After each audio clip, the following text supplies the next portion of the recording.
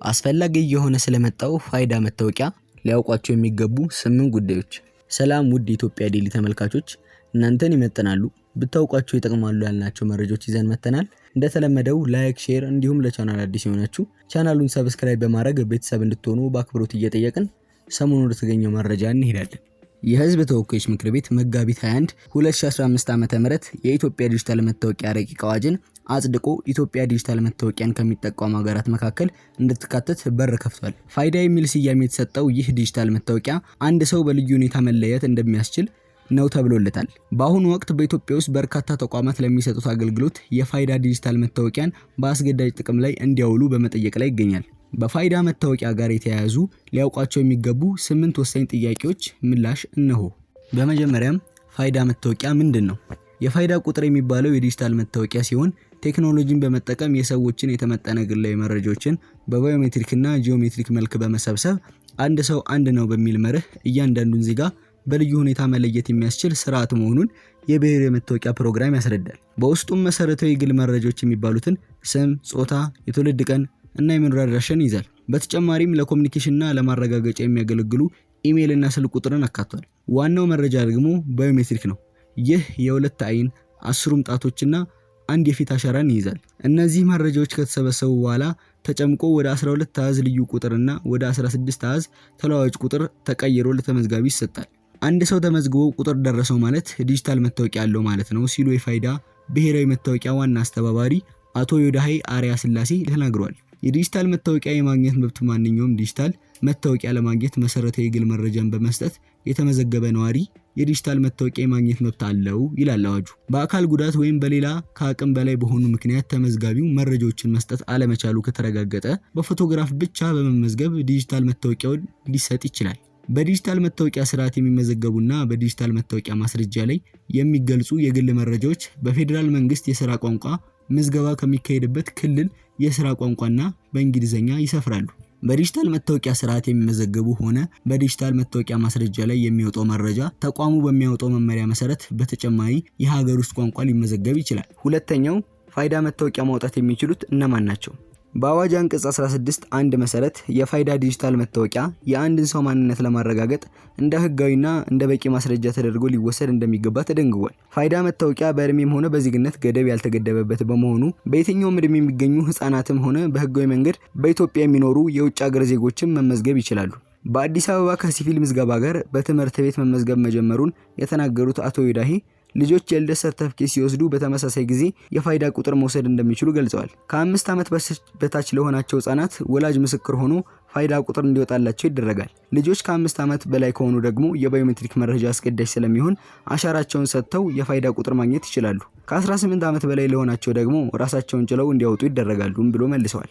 በሶስተኛም ፋይዳ ከሌሎች መታወቂያዎች በምን ይለያል? ፋይዳ መታወቂያ በዋነኝነት ከሌሎች መታወቂያዎች የሚለየው በብሔራዊ ደረጃ ወጥነት ያለው መሆኑ ነው። የምዝገባውና የቁጥር አሰጣጡ ወጥ በሆነ መልኩ በአገር አቀፍ ደረጃ የሚሰጥ ሲሆን ፋይዳ የሚለይበት ሌላኛው መንገድ ደግሞ ካርዱ አለመሆኑ ነው። የፋይዳ ቁጥር ያለው ሰው መታወቂያ ያለው ማለት ነው። ይህንንም በመጠቀም ከሌሎች ተቋማት ጋር የሚያስተሳስር የመለያ ስርዓት ያለው ነው። በአራተኛነት የተጠየቀው ፋይዳ መታወቂያ የቀበሌ መታወቂያን ይተካል? የቀበሌ መታወቂያ የአንድ ቀበሌ ነዋሪዎች የሚለዩበት ነው። የፋይዳ መታወቂያ ደግሞ ከኢትዮጵያውያን በተጨማሪ ስደተኞች ጭምር ኢትዮጵያ ውስጥ እስካሉ ድረስ መውሰድ የሚችሉት መታወቂያ ነው። የቀበሌ መታወቂያ የነዋሪዎችን አድራሻ በማረጋገጥ ለነዋሪዎች አገልግሎት የሚሰጥ ነው። በአሜሪካ የአንድ ግዛት ነዋሪ የነዋሪነት መታወቂያ ወይንም የመንጃ ፍቃድ አለው። ከዚህ በተጨማሪ ሶሻል ሴክሬታሪ ቁጥር ይኖረዋል። ሶሻል ሴክሬታሪ ቁጥሩ በፌዴራል ደረጃ የሚያገለግል ሲሆን በየግዛቱ ደግሞ የመኖሪያ መታወቂያ ይሰጣል ሲሉ አቶ ዮዳሄ ያስረዳሉ። አገልግሎታቸውም የተለያየ በመሆኑ የቀበሌ መታወቂያን መተካት አለመተካት አጀንዳ መሆን የለበትም ብለዋል። አንድን የቀበሌ አገልግሎት ለማግኘት የቀበሌው መታወቂያ አስገዳጅ የሚሆንበት ጊዜ አለ። በዚህ ወቅት ፋይዳ መታወቂያ አገልግሎት አይሰጥም። ለምሳሌ ግን ውልና ማስረጃ ሲኬድ ፋይዳ መለያ ይጠየቃል። ለአንዳንድ አገልግሎቶች ደግሞ ግዴታ የነዋሪነት መታወቂያ ከፋይዳ በተጨማሪ ሊጠየቅ ይችላል ብለዋል። ነገር ግን አስተባባሪ እንደሚሉት ወደፊት ሁለቱንም ለማስተሳሰር እየተሰራ ነው። ስራው ሲጠናቀቅ ደግሞ እርስ በርስ ስለሚናበቡ አንዳቸውን በተናጠል መጠየቁ እንደሚቀርም አመልክተዋል። የቀበሌ መታወቂያ ከያዝኩ በቀላሉ እስተናገዳለሁ፣ ፋይዳ ቁጥሬን ከያዝኩም በቀላሉ በፋይዳ ቁጥሬ እስተናገዳለሁ። በዚህ ጊዜ አንዱ ሌላውን መተካት የሚለው ጉዳይ ይቀራል ማለት ነው። ዜጎችን ይህንን የሚያነሱት ሁለቱንም ስለሚጠየቁ ለምንድነው ሁለቱን የሚጠይቁን ስለሚሉ ነው። ይህ ደግሞ የወደፊት ሲስተሞቹ መናበብ ይመልሰዋል ማለት ነው ሲሉ አስረድተዋል። በአምስተኝነትም ያለው ፋይዳ መታወቂያን አለመውሰድ ይቻላል። የዲጂታል መታወቂያ አዋጅ ሁሉም ሰው ፋይዳ ማውጣትን አስገዳጅ አያደርግም። አገልግሎት ሰጪ ተቋማት ግን ለሚሰጡት አገልግሎት የፋይዳ መታወቂያ እንዲያቀርቡ ማስገደድ ይችላሉ። እንደ አቶ ይዳሄ ከሆነ ፋይዳ በግዴታ ካልያዝክ መኖር አይችልም አይልም። አንዳንድ መሰረታዊ የሚባሉ አገልግሎቶች ግን መንግስት ለዜጋው ደህንነት፣ ለኢኮኖሚ መሳለጥ፣ ዲጂታል ኢኮኖሚ ግንባታና ለሌሎች ጉዳዮች ዲጂታል መታወቂያ ይጠቅማል ያላቸው ጉዳዮች አስገዳጅ ማድረጉን ግን አዋጁ መብት ይሰጣል። ስለዚህም የተለያዩ አገልግሎቶች ከዚሁ መታወቂያ ጋር እየተሳሰሩ የሚሄዱ በመሆናቸው እነዚህን አገልግሎቶች ለማግኘት የሚሻ ሰው ለመታወቂያው የተመዘገበና ቁጥሩ ያለው መሆን ይኖርበታል። በመሆኑም በቀጥታ የፋይዳ መታወቂያን በመያዝ የግድ ነው በሚል አስገዳጅ ሁኔታ ባይኖርም መሰረታዊ አገልግሎት ግን ቀስ በቀስ ይህንን መታወቂያ ወደ መጠቀም እያመሩ በመሆናቸው አስፈላጊነቱ የማያጠያይቅ ሊሆን ይችላል ብለዋል። ስድስተኛ ላይም አለው ከፋይዳ መታወቂያን ተጠቃሚነት መታገድ ይኖራል። ለፋይዳ የተመዘገበን ሰው የሚታገድበት ወይንም የሚሰረዝበት አሰራር የለም። ሊደረግ የሚችለው መቆለፍ ወይም ሎክ ማድረግ ነው። ይህም ማለት የግለሰቡ የባዮሜትሪክ መረጃ ሳይሰረዝ ተቆልፎበት እንዲቀመጥ ማድረግ ነው። ይህ ሂደት መረጃዎችን እንዲያጠፋ አይደለም። በተመዝጋቢ ፍላጎት ወይም በፍርድ ቤት ትዕዛዝ የዲጂታል መታወቂያ ልዩ ቁጥር ሊቆለፍ ወይም ከስራ ውጪ እንዲሆን ሊደረግ ይችላል። ለምሳሌ አንድ ሰው ከሀገር ቢወጣ እና መታወቂያውን መጠቀም አልፈልግም ቢል መረጃው እንዲቆለፍበት ይደረጋል። ወይም አንድ ሰው በመረጃ ስህተት በግለሰቡ ወይንም ደግሞ የግለሰቡ ባልሆነ ምክንያት የፋይዳ ቁጥሩ ካገኘ ተቆልፎበት እንዲቀመጥ የሚደረግ ይሆናል። አንድ ሰው ከሞተ በኋላ ቁጥሩ ለሌላ ሰው አይሰጥም። የተመዝጋቢ ቦት ከተረጋገጠ ተቋሙ ልዩ ቁጥር ሳይቀየር እንዲጸናና እንዲቆይ እና ለማረጋገጥ አገልግሎት ስራ ላይ እንዳይውል እንደሚደረግ በአዋጁ ላይ ተቀምጧል። ሰባተኛ ላይም የግል መረጃዎች ጥበቃ ምን ያህል አስተማማኝ ነው?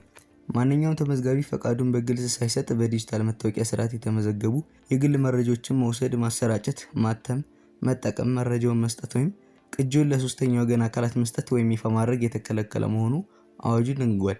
አቶ ይዳሄ እንደሚሉት የአንድ ሰው አሻራ በፋይዳ መታወቂያ የመረጃ ቋት ውስጥ ስለገባ ባለቤትነቱን አጣህ ወይም መስሪያ ቤቱም መረጃውን እንደልቡ ያደርገዋል አለመሆኑ እና በዲጂታል መታወቂያ ስርዓት የተሰበሰበ ማንኛውም የተመዝጋቢ ግላዊ መረጃ ባለቤት ተመዝጋቢው ነው ብለው ገልጸዋል።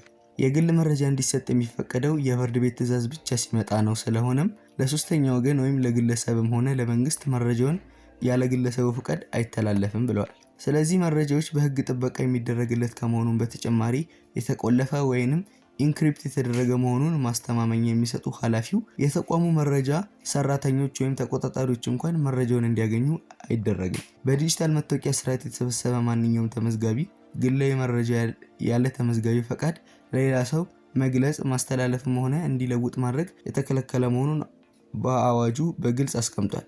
በህግ ስልጣን ለተሰጠው ወይም በፍርድ ቤት ትዕዛዝ መሰረት የግል መረጃ ሲገልጽ ወይም ሊተላለፍ የሚችል ሲሆን በዚህ ሁኔታ በተገቢ ሁኔታ የተላለፈው መረጃ የሚያገለግለው ወይም ጥቅም ላይ የሚውለው ለተፈላጊው አገልግሎት ብቻ እንደሚሆን ደንግጓል። በመጨረሻም ፋይዳን አስገዳጅ ያደረጉ ተቋማት የትኞቹ ናቸው? አገልግሎታቸውን ከፋይዳ መታወቂያ ጋር ያስተሳሰሩ ተቋማት ቁጥር እየጨመረ ይገኛል። ከነዚህም መካከል ኢትዮ ቴሌኮም የሚጠቀስ ሲሆን ሌሎች ከ30 በላይ ተቋማትን ተመሳሳይ ማድረጋቸው አቶ ይዳሄ ገልጸዋል። በርካታ ተቋማት አገልግሎታቸውን ከማስተሳሰራቸው በተጨማሪ አገልግሎት ለመስጠት ፋይዳ መታወቂያን አስገዳጅ ሲያደርጉ የገቢዎች ቲን ቁጥር ለማውጣት የፋይዳ መታወቂያ መያዝ ቅድመ ሁኔታ ሆኗል። የኢትዮጵያ ብሔራዊ ባንክ በአዲስ አበባ ከተማ የባንክ አካውንት ለመክፈት ፋይዳ የዲጂታል መታወቂያ በግዴታ እንዲያቀርቡ ያደረገ ሲሆን ከ2 ዓመት በኋላ ደግሞ በመላ ሀገሪቱ የሚገኙ ደንበኞች የትኛውንም የባንክ አገልግሎት ለማግኘት የፋይዳ መታወቂያ እንዲይዙ ይገደዳሉ። ከሰኔ 24 2017 ጀምሮ ይህ አስገዳጅ አሰራር በሀገሪቱ ዋና ዋና ከተሞች ተግባራዊ መሆን ይጀምራል። ከዚህም በሚቀጥለው ዓመታት ታህሳስ ወር ደግሞ በመላው ሀገሪቱ የባንክ አካውንት ለመክፈት የፋይዳ ዲጂታል መታወቂያ መያዝ አስፈላጊ እንደሚሆን ተገልጿል። በዋና ከተማው አዲስ አበባ አስተዳደር ስር በሚገኙ አገልግሎቶች የፋይዳ ዲጂታል መታወቂያ በአስገዳጅነት እንደ ቅድመ ሁኔታ እንዲያስቀምጡ ይገኛል። በተጨማሪም በርካታ የፋይናንስና ቴሌኮም ተቋማት አገልግሎቶች፣ የተለያዩ የመንግስት አገልግሎቶች፣ ሰነድ ማስመዝገብና ማረጋገጥ፣ የትራንስፖርትና መጓጓዣና ማህበራዊ አገልግሎቶችን በፋይዳ መታወቂያ አማካኝነት እንዲያገኙ እየተደረገ ነው ብለዋል። ከዚህም ባለፈ አዲስ መረጃ ስናገኝ የምናሳውቃችሁ ሲሆን የዛሬ መረጃችን ይህን ይመስላል።